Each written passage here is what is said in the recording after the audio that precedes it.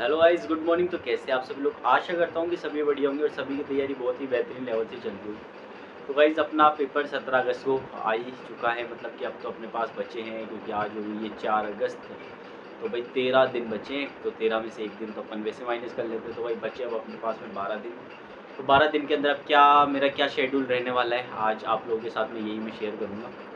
तो ये वीडियो आप लोगों के लिए हेल्पफुल रह सकता है, ठीक है। जो भाई एक वो रहते हैं ना यार कि भैया किस तरीके से पढ़ाई कर रहे हैं, थोड़ा अपन को ये बता दो भैया, किस तरीके से रिवाइज़ कर रहे हैं, थोड़ा पता लगे तो अपन उस तरीके से रिवाइज़ कर सकते हैं। तो गाइस देखो, अभी क्या है कि मैं रिसेंटली मतलब जो भी RSMSB के जो एग्ज़ाम हो रहे हैं ना, वहाँ पे खूब सारे लोगों से बात हुई, तो वो ऐसे बोलते हैं कि यार अभी करंट का पोर्शन थोड़ा ज़्यादा है, मतलब कि करंट से क्वेश्चन पूछे जा रहे हैं। तो अब करंट पे ही टॉपिक पे बात करते हैं। तो यार करंट के लिए एक कमेंट भी आया है कि भैया क्या पेपर दोबारा से बनाए क्या नया, या फिर वो जो अपना पुराना पेपर था वही रहेगा। अगर पुराना पेपर ही रहेगा तो अपना पेपर होने वाला था मई में।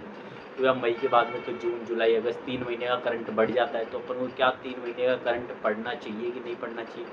तो गाइज़ ये डाउट भी आज की इस वीडियो के अंदर मैं आपको क्लियर कर दूंगा। देखो क्या किस तरीके से अपन को सोचना चाहिए, क्या अप्रोच रहनी चाहिए अपनी, ठीक है। तो आप चैनल पे पहले तो नए हो तो पहले चैनल को सब्सक्राइब कर दीजिए। अब अपने 22 सब्सक्राइबर्स ही बचे हैं, जो कि 1 के होने के अंदर। तो गाइज़ फटाफट से चैनल को सब्सक्राइब करके वीडियो को लाइक भी कर दीजिए। और गाइज़ दूसरी बात आती है कि मतलब कि कुछ मैंने कल क्वेश्चन भी दिया था आप लोगों को, तो खूब सारे कमेंट आए। तो एक भाई का कमेंट आया, भाई 30 सेकंड में ये सवाल हो गया। तो 30 सेकंड में ये सवाल आपका तब हुआ होगा तब आपने खूब सारी प्रैक्टिस करी होगी, नहीं तो बच्चों ने तो ये भी लिखा है कि भैया इस फॉर्मूले से भी कर सकते हैं पर थोड़ा टाइम लग जाएगा। तो जिसके दिमाग में फॉर्मूला से पहले अगर वो क्यूब आ चुका है कि 20 का क्यूब और 21 का क्यूब, तो भाई आप बढ़िया तरीके से प्रैक्टिस कर लो। और ये पटवारी का मतलब पिछली बार आया हुआ ही क्वेश्चन था, कोई इतना हार्ड क्वेश्चन तो था नहीं। बस मैं ये समझाना चाह रहा था आप लोगों को उस क्वेश्चन से कि भाई किस तरीके से क्वेश्चन पूछे जा रहे हैं, कि अपन को अगर क्लिक हो जाता है तो अपना 1 मिनट के अंदर आराम से हो जाएगा। क्योंकि 30 सेकंड अगर किसी भाई ने कहा है तो भैया हो ही चुका होगा ना उसका 30 सेकंड के अंदर। तो वही 30 सेकंड में हो गया। अपन तो 1 से 1.5 मिनट लेके चलेंगे फर्स्ट पारी के अंदर पेपर को सॉल्व करने के लिए। क्योंकि मैंने कल अपने वीडियो के अंदर डिस्कस करा था कि देखो किस तरीके से मैं पेपर को अटेम्प्ट करूँगा। क्योंकि जो सीक्वेंस प्रॉपर रहना चाहिए, बाकी मैंने मतलब मेरे टीचर से जो सीखा है ना मैंने, तो उन्होंने तो यही सिखाया कि मतलब हमेशा पारी के अंदर पेपर को सॉल्व करना चाहिए। कुछ बच्चे होते हैं जो कि डायरेक्ट जिस तरीके से फर्स्ट क्वेश्चन को लेके चलते हैं ना, लास्ट 150 क्वेश्चन पे भी वो उसी तरीके से उसी सीक्वेंस में जाएंगे, वो दोबारा आने का काम ही नहीं करते। अब इस चक्कर में क्या है कि कुछ क्वेश्चन उनका बहुत ज़्यादा टाइम कंज्यूम कर जाते हैं, और लास्ट टाइम पे क्या है कि वो बहुत ज़्यादा पैनिक हो जाते हैं। अब भाई अगर आपको भी उस स्ट्रेस को हैंडल करने की आदत है कि भाई अपन तो कर लेंगे, अपन तो शुरुआत से करते हैं 150 तक जाते हैं, तो गाइज़ आप भी कर सकते हो इस तरीके से। लेकिन अगर आपको भी आदत नहीं है तो गाइज़ जिस तरीके से मैं फॉलो कर रहा हूँ आप उस तरीके से फॉलो कर सकते हो। मतलब पहले पारी के अंदर कोई अभी 150 नंबर का लेटेस्ट तो एक ही एग्ज़ाम हुआ था मेरे टीचर का, तो उन्होंने बताया था कि किस तरीके से होना चाहिए। तो देखो फर्स्ट पारी के अंदर 90 से 100 मतलब 90 से 95 तक क्वेश्चन सॉल्व हो जाते हैं अपने। फिर सेकंड पारी के अंदर आप चलो जो आपके डाउटफुल हैं, जिनके अंदर आप थोड़ा कन्फ्यूज़न रहता है, जिन पर अपन रिस्क ले सकते हैं उन क्वेश्चंस पे। और मैक्सिमम रिस्क मतलब उन क्वेश्चन को करने मतलब 95 हो गए तो 20 से 25 क्वेश्चन और मान लो, तो अपने हो जाते हैं लगभग 20 से 25 की बात करता हूँ तो भाई अपने हो गए 95 से 120 के आसपास क्वेश्चन हो जाते हैं। 120 के बाद में भाई अपन मुश्किल से 6 से 7 सवाल पे रिस्क ले सकते हैं, ठीक है। क्योंकि 120 का मतलब 240 मतलब 5-6 सवाल पे रिस्क ले सकते हैं, जब कट होने के बाद में भी अगर अपनी कट ऑफ 220-230 जाती है। अब ये कट ऑफ देखो, ये भी डिसाइड नहीं कर सकता मैं कि कट ऑफ यही जाएगी, क्योंकि पेपर का पैटर्न के ऊपर है, किस तरीके का पेपर आ जाता है उस पर भी डिपेंड करता है। अगर ईजी आएगा तो कट ऑफ बहुत ज़्यादा जाएगी, और ईजी आने के चांसेस मुझे तो बहुत ही कम लग रहे हैं। क्यों कम लग रहे हैं? क्योंकि देखो पेपर में डिले हुआ है ना, तो टाइम मिला है। टाइम मिलने के बाद में अभी तक तो जैसा पैटर्न देखा जा रहा है RSMSB का, अभी इतना होता नहीं है, ठीक है। कि मतलब ईजी पैटर्न आएगा, पैटर्न में तो थोड़ा सा चेंज तो होगा, थोड़ी सी डिफ़िकल्टी लेवल थोड़ा हार्ड पेपर से बन के आ सकता है। तो अपन को उस तरीके से अपने को ट्रीट करना है कि अपन ये नहीं सोचे कि यार ये क्वेश्चन तो नहीं आएगा, इस लेवल का नहीं पूछा जाता, कुछ भी पूछ सकते हो इस बार।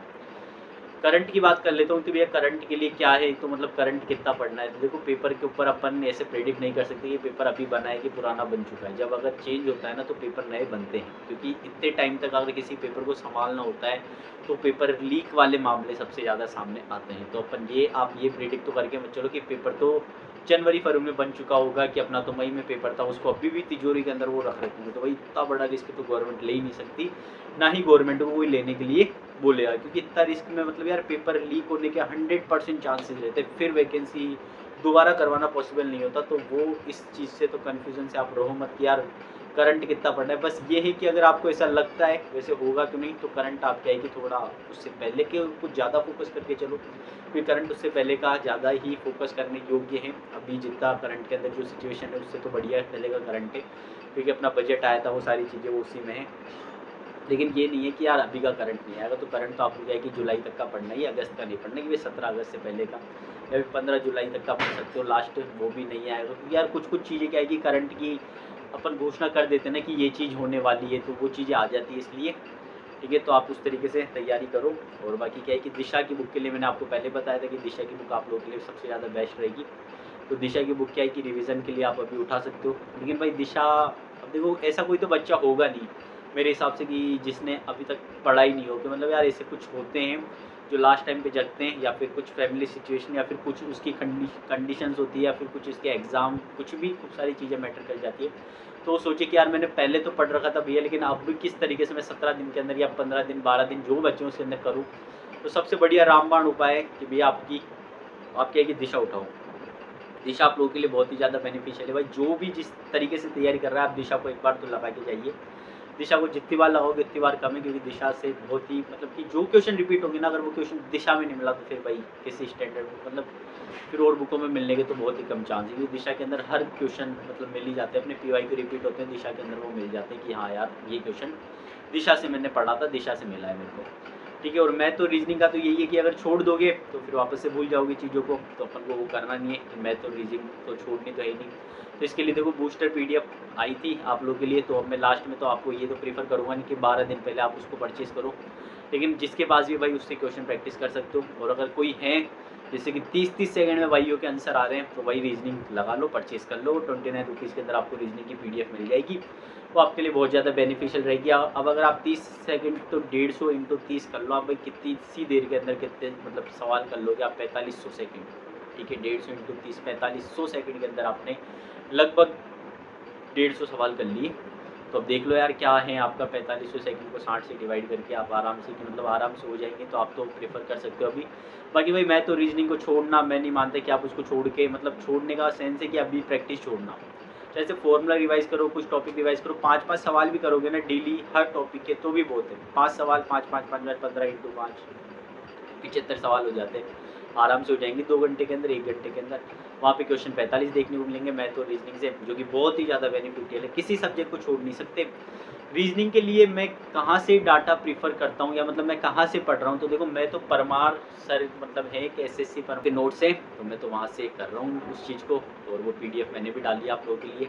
तो गाइस परमार कोचिंग क्लास मतलब है यार यूट्यूब पे मेरे पास, तो क्या है कि उनकी टेलीग्राम से मेरे को पीडीएफ मिली थी, और वो मैंने अपने टेलीग्राम चैनल पे भी डाल रखी, तो आप वो करंट पढ़ सकते हो। वो करंट क्या है कि सेंट्रल लेवल का, मतलब कि जो सेंटर में एग्जाम होते हैं ना, वहाँ के लिए बहुत ज़्यादा बेनिफिशियल। तो मतलब क्वेश्चन जो भी इंडिया जीके का मतलब इंडियन करंट का आएगा, तो वो तो वहाँ से मैच कर ही जाएगा। बाकी राजस्थान के करंट के लिए अपने वदन सर की क्लासेस सबसे बेस्ट मैं तो मानता हूँ।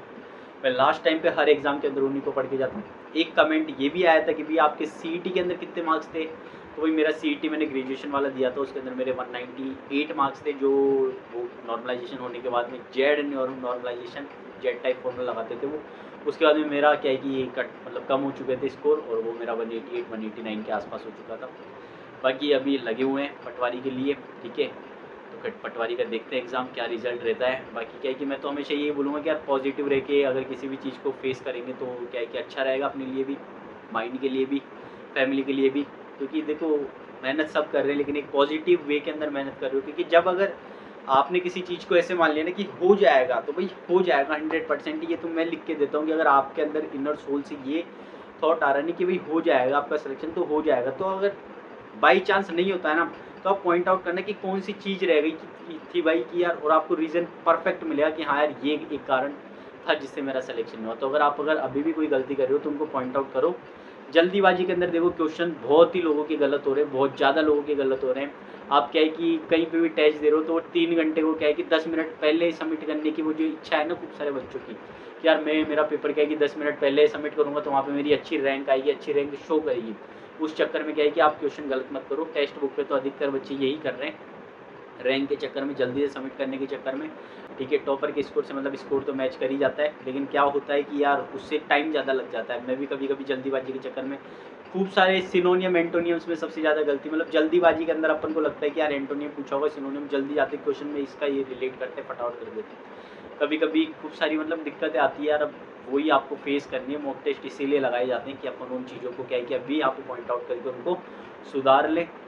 बाकी गाइस और भी आप लोग की कुछ कमेंट हो तो मेरे को बता देना। बाकी करंट का मैंने बता ही दिया। करंट के लिए जिन्होंने कमेंट करा तो करंट का क्या है कि मैं मदन सर की क्लासेस देखता हूँ, और बाकी परमार एकेडमी के वो नोट्स है मेरे पास, करंट के वो है। और बाकी मतलब कि यार करंट तो मेरे को चिंता नहीं रहती, करंट की हो जाएगा करंट। बाकी चिंता है तो वो है मेरे को इंडिया की जीके की, क्योंकि वहाँ पे थोड़ी दिक्कत है। बाकी दिशा से अपनी ये हो ही जाती है राजस्थान की जीके।